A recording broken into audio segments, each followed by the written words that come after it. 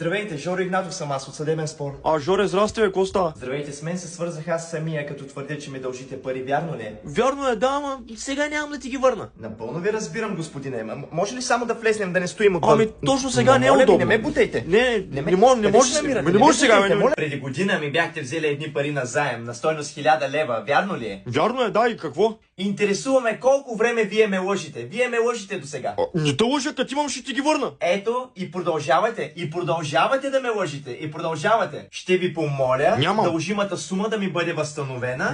В противен случай ще се наложи да задействам някои органи на реда. Твърдите, че нямате пари. Хайде сега заедно да проверим, да видим дали наистина вие нямате пари. Моля ви, не ме бутайте. Моля ви, не ме бутайте. Къде се намирате? Вкъщи се намираме. И какво като се намирате вкъщи? Това не значи, че сте си у вас. Моля... Хайде!